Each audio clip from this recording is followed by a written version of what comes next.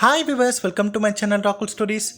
நம்ம இன்றைக்கி இந்த வீடியோவில் எந்த படத்தை பற்றின ரிவ்யூ பார்க்க போகிறோம் அப்படின்னா, ஒரு தெலுங்கு சூப்பர் நேச்சுரல் ஹாரர் படமாக ரிலீஸ் ஆகிருக்கிற படம் தான் உடையிலா 2. ஸோ இந்த படம் நம்ம ஊர் தேட்டர்ஸில் ரிலீஸ் ஆகிருக்கு. அது மட்டும் இல்லாமல் தமிழ் டப்பிங்லேயே அவைலபிளாக இருக்குது. ஸோ இந்த படத்தை பற்றின ஒரு ஷார்ட் ரிவ்யூ தாங்க பார்க்க போகிறோம். வாங்க வீடியோக்குள்ளே போகலாம். இந்த படத்தோட ஒன்லைன் ஸ்டோரி என்னன்னு பார்த்திங்க அப்படின்னா, இந்த படத்தோட ஓப்பனிங்கில் ஒரு சின்ன பொண்ணு ஒரு தலையை வெட்டி நேராக போலீஸ் ஸ்டேஷனில் எடுத்துகிட்டு வந்து வைக்கிறான். ஸோ வச்சதுக்கப்புறம் பார்த்திங்கன்னா மற்ற எல்லா போலீஸுமே பார்த்திங்கன்னா அதிர்ச்சியாடுறாங்க, பயந்துடுறாங்க. ஸோ அதுக்கப்புறமா தான் ஒரு கதை ஆரம்பிக்குது. சார், இந்த பொண்ணு யாருன்னு தெரியுமா அப்படின்னு சொல்லிட்டு ஒருத்தர் ஆரம்பிக்கிறாரு. அதுலேருந்து பார்த்திங்க அப்படின்னா 6 மாதத்துக்கு முன்னாடி அப்படின்னு சொல்லிட்டு ஒரு ஃப்ளாஷ்பேக் போகுது. ஸோ அந்த ஃப்ளாஷ்பேக்கில் பார்த்திங்க அப்படின்னா திருப்பதி அப்படின்னு சொல்லப்படக்கூடிய ஒருத்தன் இருக்கான். ஸோ அவன் பார்த்திங்க அப்படின்னா ரொம்ப கேடுகட்டவனாக இருக்கான். என்ன அப்படின்னா, அந்த உடையிலா அப்படின்னு சொல்லப்படக்கூடிய அந்த கிராமத்தில் எந்த ஒரு பொண்ணுக்கும் புதுசாக கல்யாணம் ஆச்சு அப்படின்னா அந்த பொண்ணை விட்டு வைக்க மாட்டான். அந்த பொண்ணை அன்றைக்கி நைட்டே கடத்திட்டு போய் கொலை பண்ணி ரேப் பண்ணி கொலை பண்ணிடுவான். ஸோ அதுதான் இவனுடைய வேலையாக இருக்குது. ஸோ இதை தொடர்ந்து பண்ணிகிட்டு இருந்த அவன் என்ன பண்ணுறான் அப்படின்னா, ஒரு கட்டத்துக்கு மேலே இதெல்லாம் பொறுத்துக்க முடியாது தன்னுடைய சொந்த வைஃபை பார்த்திங்க அப்படின்னா அவனை வந்து கொலை பண்ணிடுறாங்க. ஸோ கொலை பண்ணதுக்கப்புறம் பார்த்திங்க அப்படின்னா அவனை வந்து நிம்மதியாக விட்டு வைக்கக்கூடாது.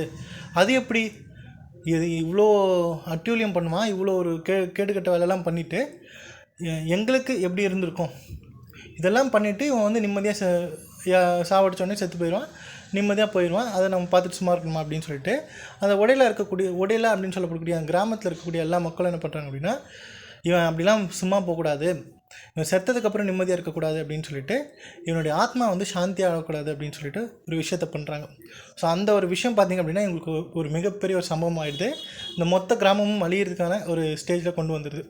என்ன பண்ணுறாங்க அப்படின்னா, இவனை வந்து எரிக்கக்கூடாது, புதைக்கவும் கூடாது, ஆனால் இவனை நிற்க வச்ச மாதிரியே அவனை வந்து புதைச்சிடணும் அப்படின்னு சொல்லிட்டு ஒரு சில சாங்கியெல்லாம் பண்ணி அவனை நிற்க வச்ச மாதிரியே புதைச்சிட்றாங்க.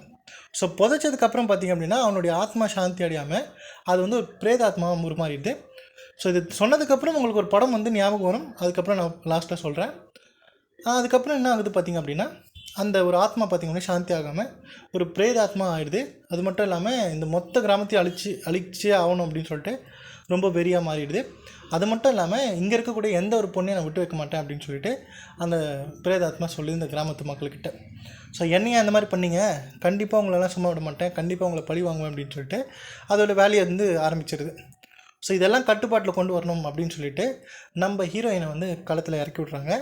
நம்ம ஹீரோயின் யார் பார்த்திங்க அப்படின்னா, இவங்க வந்து ஒரு தீவிரமான சிவன் பக்தியாக இருக்காங்க.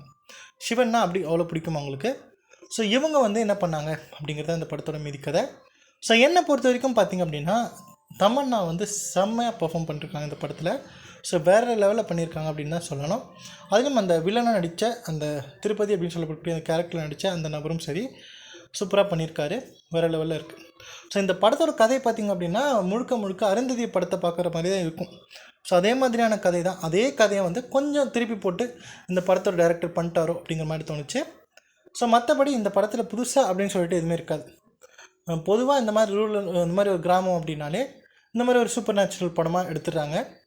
ஒரு ஆக்சுவலாக ஒரு நல்ல ஒரு கதை அப்படின்னு சொல்லிட்டு எனக்கு எதுவுமே தோணலை. ஸோ வழக்கமாக நம்ம இந்த சவுத் இந்தியன் சினிமாஸில் பார்த்திங்க அப்படின்னா இந்த மாதிரியான கதைகள் நிறைய வந்திருக்கு.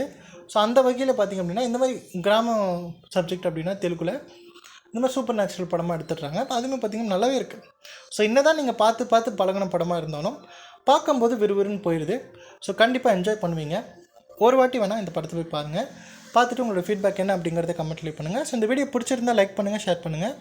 மறக்காமல் என்னுடைய ராகுல் ஸ்டோரிஸ் அப்படிங்கிற என்னோடய யூடியூப் சேனலை சப்ஸ்கிரைப் பண்ணிவிடுங்க. தேங்க்யூ.